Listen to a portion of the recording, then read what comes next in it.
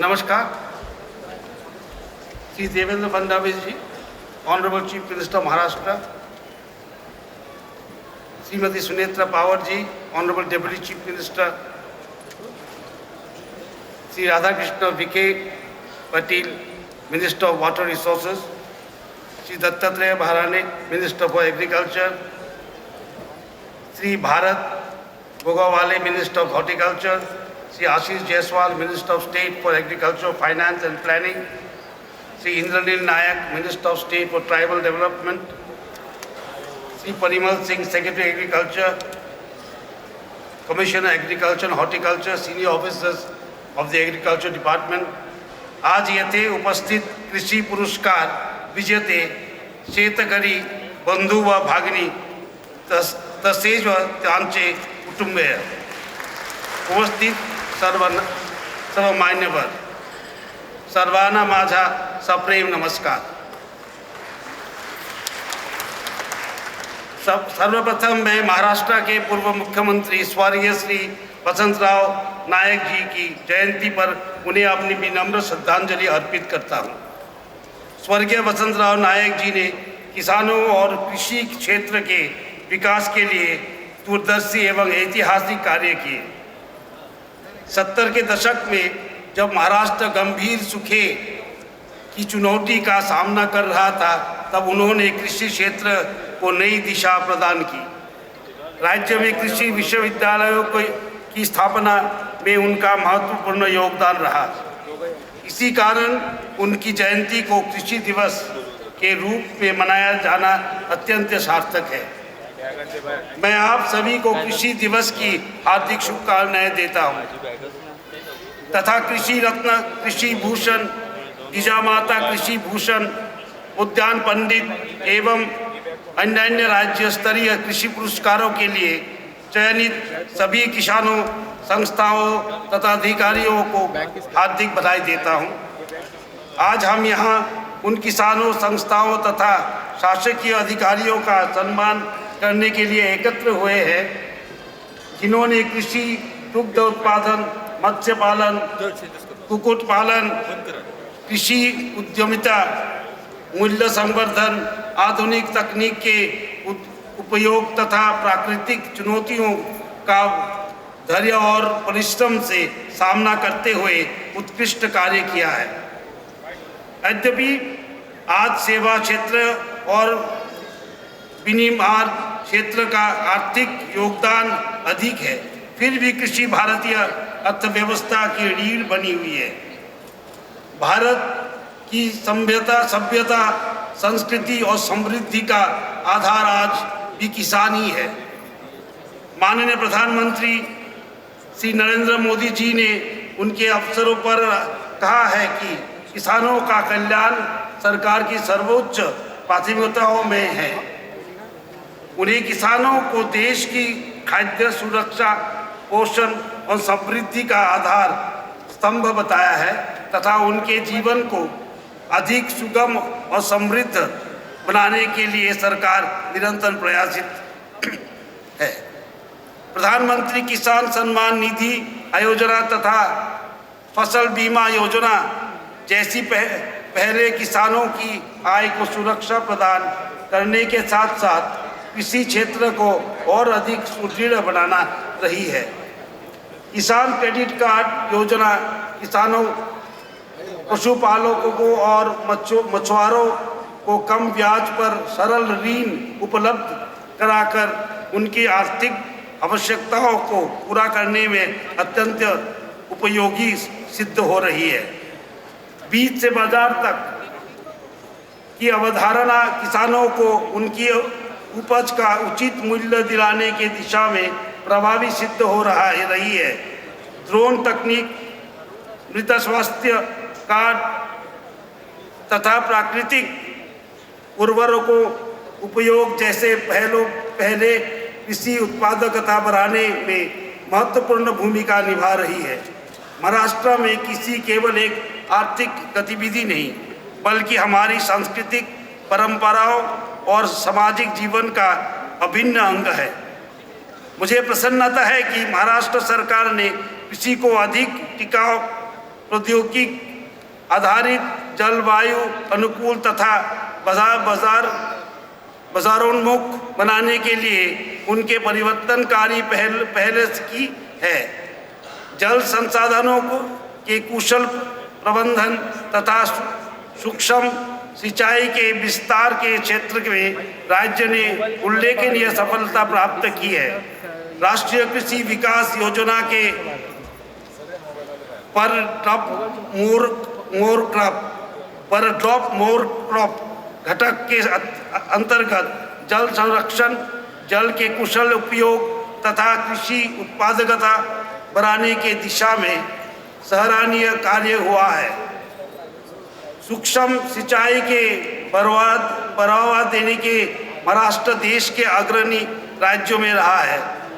लाखों किसानों ने इस तकनीक को अपनाकर जल की प्रत्येक बूंद का अधिकतम उपयोग सुनिश्चित किया है।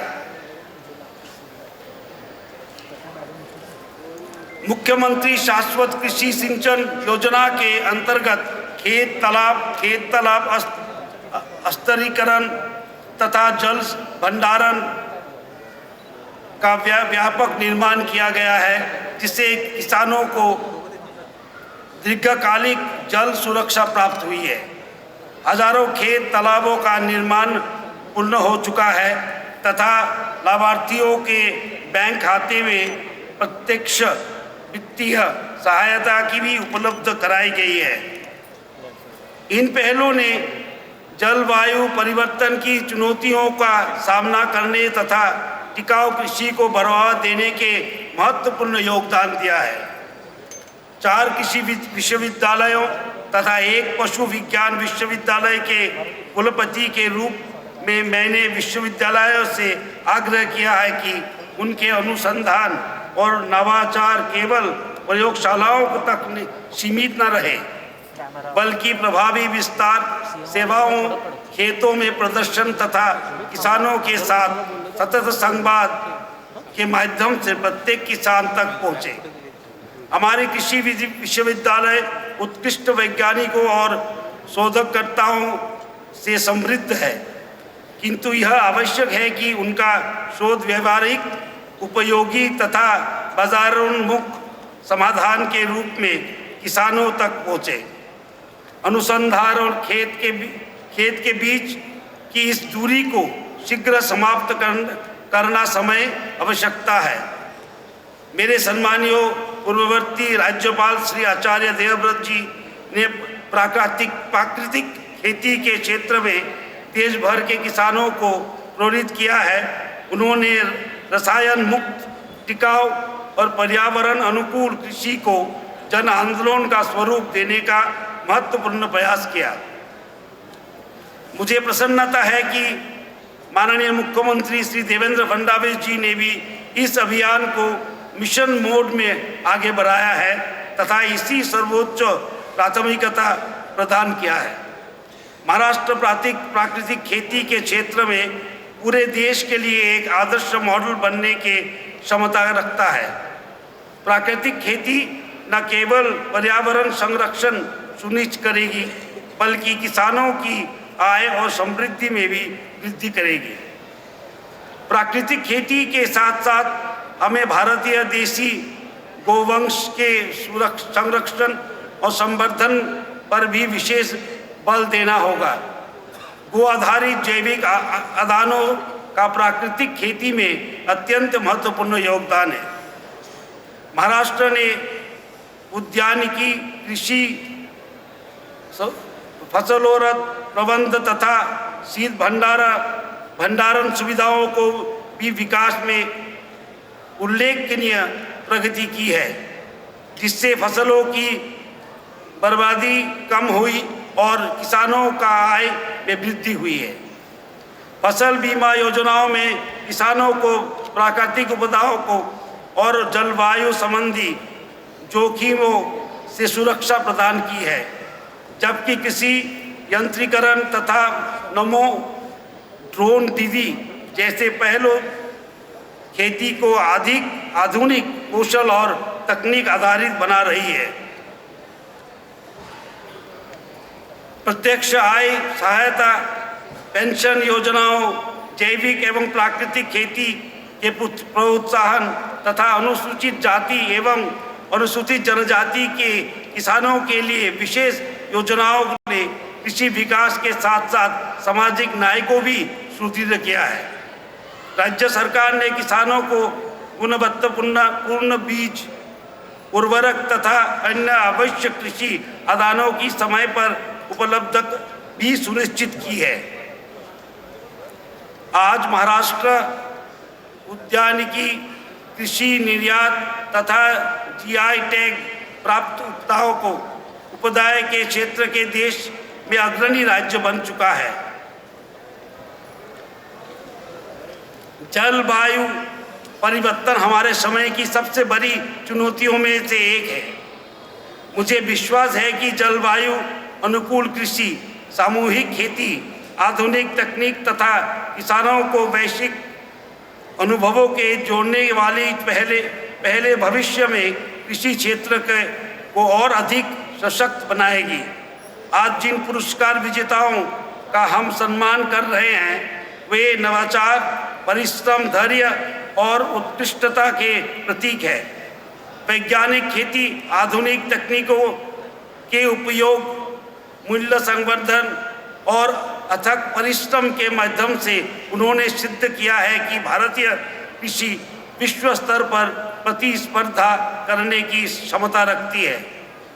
मैं सभी पुरस्कार विजेताओं को, उनके परिवारों तथा कृषि विभाग के अधिकारियों और हार्दिक बधाई देता हूं।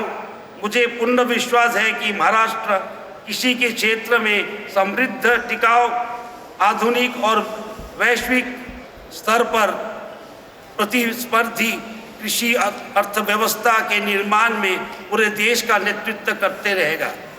जय हिंद, जय भारत, जय महाराष्ट्र।